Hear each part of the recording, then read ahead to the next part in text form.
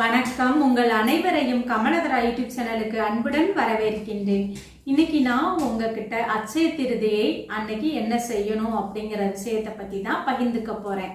என்ன அப்படின்னா, நம்ம எல்லாருமே இப்ப எல்லாருக்குமே தங்கம் வாங்கணும் அப்படிங்கிறது தெரியும். அட்சய திருதினா தங்கம் வாங்கணும் அப்படிங்கிறது தெரியும்.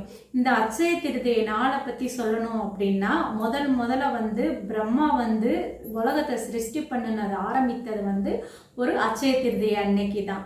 அதே மாதிரி தேவர்களும் அசுரர்களும் சேர்ந்து பார்க்கடல் கடைந்தார்கள் இல்லையா? அப்போ அந்த பல வருடங்களாக கடைந்தாங்க. அது அதுக்கப்புறம் செல்வம் வந்தது. மகாலட்சுமி பார்க்கடல்ல இருந்து அமிர்த கலசத்தை ஏந்திட்டு வந்ததுங்கிறது இந்த அட்சய திருதியை தினத்தன்று தான் அப்படின்னு சொல்லுவாங்க.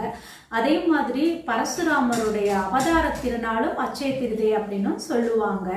நமக்கு தெரியும் தங்கம் வாங்கணும் அப்படின்னு. ஆனா புராணங்கள் என்ன சொல்லுது அப்படின்னா, தான தர்மங்கள் இந்த அட்சய திருதி அன்னைக்கு பண்ணணும்னு சொல்றாங்க.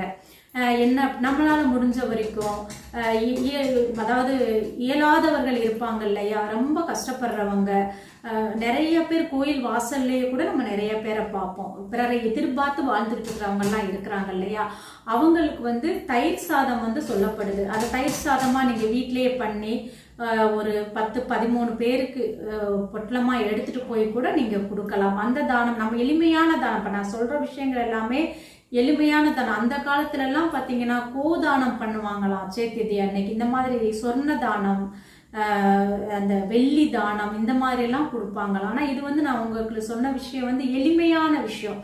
தயிர் சாதம் பொட்டலத்துல நல்லா பேக் பண்ணி அவங்களுக்கு கொடுக்கறது ஒரு நல்ல விஷயம்.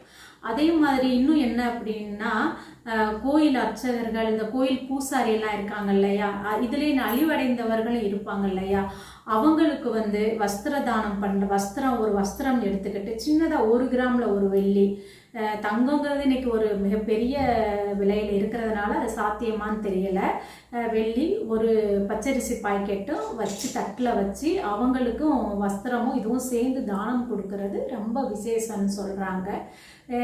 அதே மாதிரி இப்ப எல்லாருமே நகை வாங்க முடியுமா அப்படின்னா, அதுக்காக வருத்தப்பட வேண்டியது இல்லை. என்னால் நகை வாங்க முடியாது அப்படின்னு நினைக்கவே வேண்டியதில்லை. ஏன்னா அட்சய திருதி அன்னைக்கு உப்பு பாய்க்கட்டும், விரலி மஞ்சளும், பச்சரிசி வாங்கினாலே போதும். அங்கே தங்கம் தான் வாங்கணும் அப்படிங்கிறது அவசியம் இல்லை. அதுக்கான தகுதி, அதுக்குன்னு அதுக்கு வசதி இருக்கு அப்படின்னா அது தப்பு இல்லை. ஆனால் என்னால் தங்கம் வாங்க முடியாது. ஆனால் எனக்கும் அட்சய திதியை சந்தோஷமாக அந்த நாளில் எனக்கு அந்த புண்ணிய அந்த உடைய வைப்பை வாங்கிக்கணும் அப்படின்னு நினைக்கிறவங்களுக்கு நிச்சயமாக இந்த உப்பு பாய்க்கெட்டும், விரலி மஞ்சளும், பச்சரிசி வாங்கி ஒரு தாம்பாளத்தில் வச்சு விளக்கேற்றி அதுக்கு ஆரத்தி காட்டி சாமி கும்பிட்டீங்கன்னா ரொம்ப விசேஷமானது. அன்னைக்கு மகாலட்சுமியை நினைச்சு விஷ்ணுவை நினைச்சு கும்பிட்டோம் அப்படின்னா அதுவுமே ஒரு விசேஷமான ஒன்று தான். அதே மாதிரி என்ன பண்ணலாம் அப்படின்னா, அந்த அட்சய தேதி அன்னைக்கு சாயந்தரம் 6 மணிக்கு மேலே குபேர பூஜை பண்ணுறது ரொம்ப விசேஷமான ஒன்று. குபேர பூஜை 6 மணிக்கு மேலே, பொதுவாகவே லட்சுமி சம்பந்தமான விஷயம், குபேரன் சம்பந்தமான விஷயங்கள் எல்லாமே 6 மணிக்கு எப்பயுமே குபேர பூஜை பண்ணுறவங்க 6 மணிக்கு மேலே தான் பண்ணணும் அப்படின்னு சொல்லுவாங்க. அதே மாதிரி நீங்கள் கூட அந்த அன்னைக்கு மே 10 தான் அட்சய திருதியை அன்னைக்கு நீங்கள் சாயந்தரம் போல் உங்களால முடிஞ்சது குபேர பூஜை அப்படின்னா ரொம்ப பிரம்மாண்டமா அப்படின்லாம் இல்லை. உங்க வீட்டில் பூக்கிற பூவை வச்சுக்கோங்க. ஒரு லட்சுமி போட்டோ, குபேரன் போட்டோ சிலையாகவோ இல்லை போட்டோ அப்படின்னாலும் வச்சுக்கலாம். 1 டம்ளர்ல சின்னதா ஒரு பால், பசும்பால், நாட்டு சர்க்கரை, இது நைவேத்தியமா போதும். எப்பயுமே கடவுள் அவங்களுக்கு ஏத்ததான சக்தி என்னவோ அதை பண்ணுனா போதும் தான் சொல்றாங்க. அதனால குபேர பூஜை பண்றது அன்னைக்கு விசேஷமான ஒண்ணு.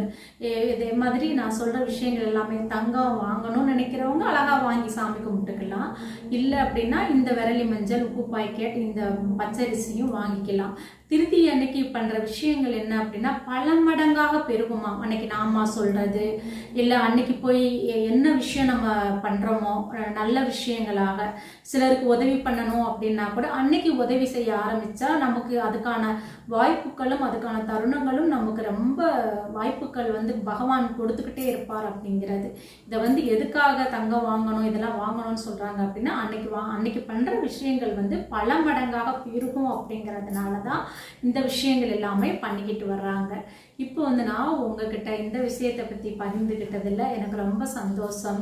இந்த கமலத்ரா யூடியூப் சேனலை சப்ஸ்கிரைப் பண்ணுங்கள், லைக் பண்ணுங்கள், ஷேர் பண்ணுங்கள். மீண்டும் ஒரு பதிவில் உங்களை சந்திக்கிறேன். நன்றி.